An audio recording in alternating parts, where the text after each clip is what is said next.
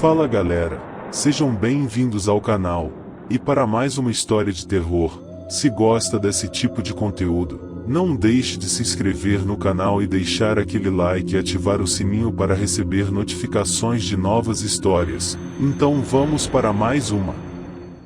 Antes de começar essa história, eu preciso deixar um aviso. O que você vai ouvir agora não é uma lenda, não é uma creepypasta comum, e muito menos uma invenção para assustar. Esse relato ficou anos escondido em arquivos esquecidos, numa cidade do interior onde quase ninguém gosta de falar sobre o que aconteceu. Não existem fotos oficiais.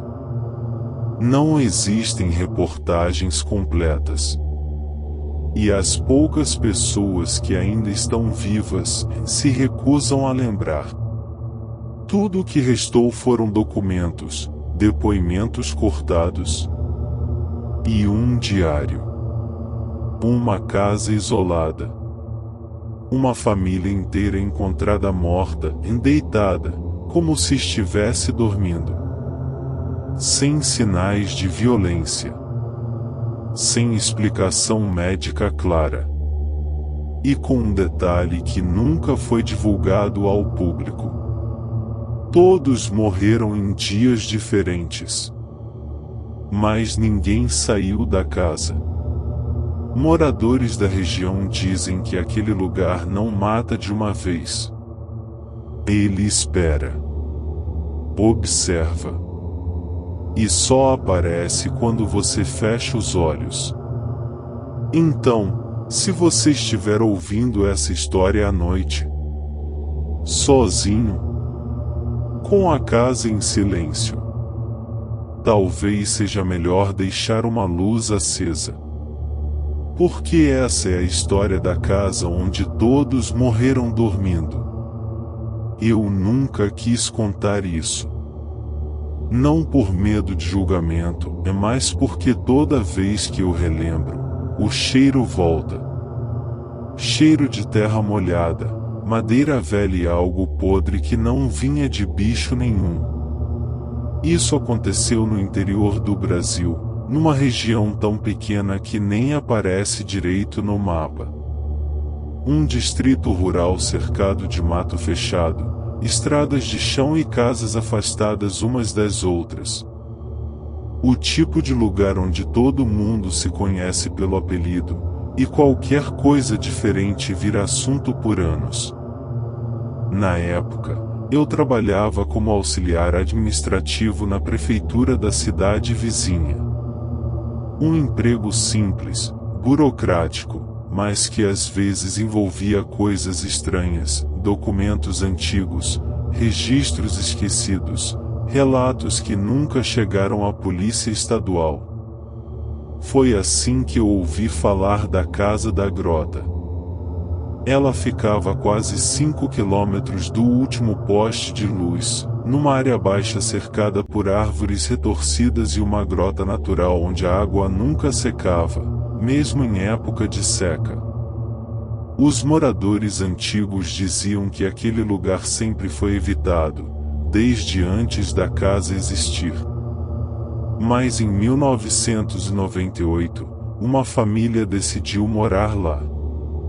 O pai se chamava Sebastião, homem simples, lavrador.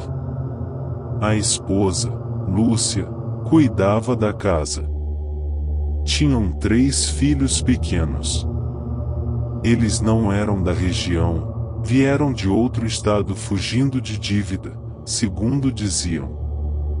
Compraram um terreno barato demais para ser normal. Nos primeiros meses, ninguém estranhou nada.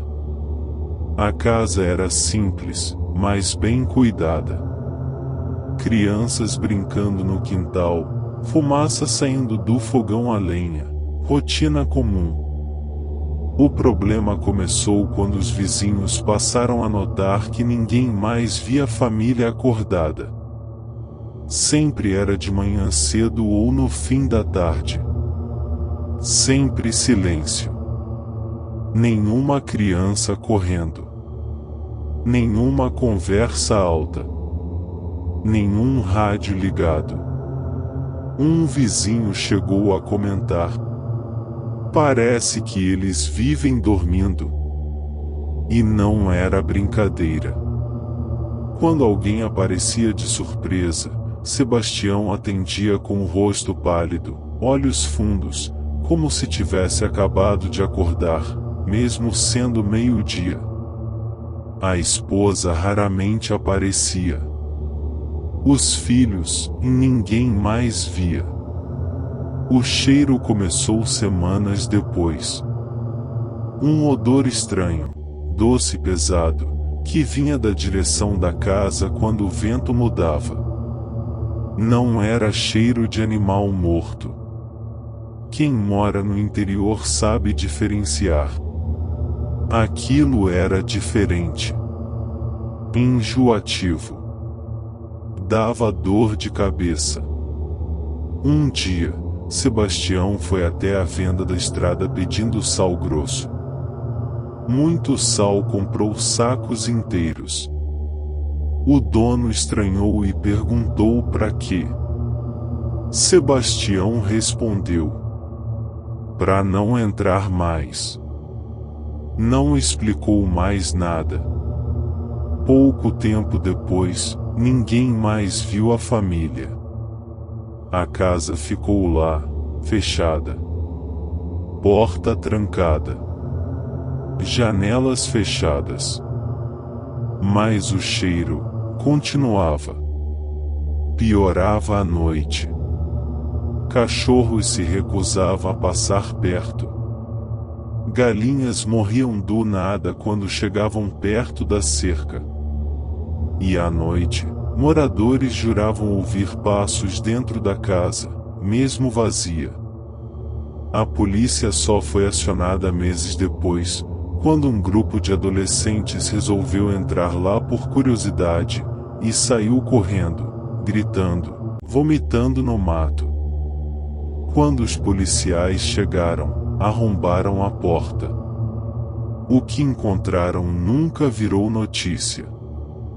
Todos os 5 corpos estavam deitados nas camas, em posições perfeitamente alinhadas, como se estivessem dormindo.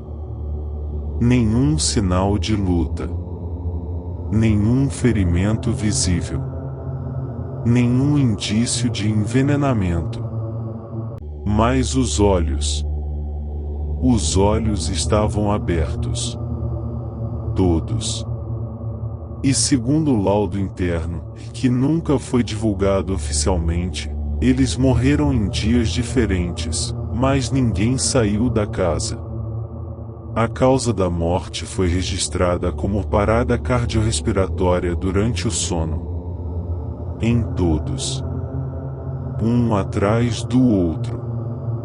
O mais estranho, os corpos estavam em estágios diferentes de decomposição, mas não havia cheiro forte dentro da casa.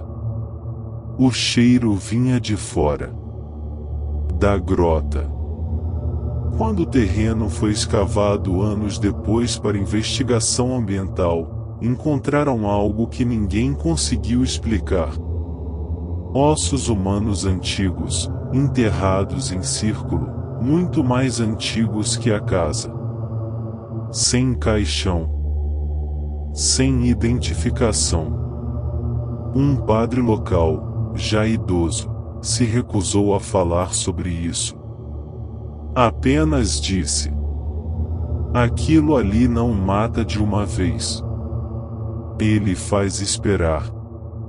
Os documentos do caso ficaram anos esquecidos num arquivo morto da prefeitura. Eu li tudo por acaso, décadas depois. Relatórios, fotos em preto e branco, depoimentos cortados. Mas havia um anexo que não devia estar ali. Um caderno.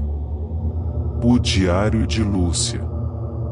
As últimas páginas eram só frases repetidas, escritas com letras tortas.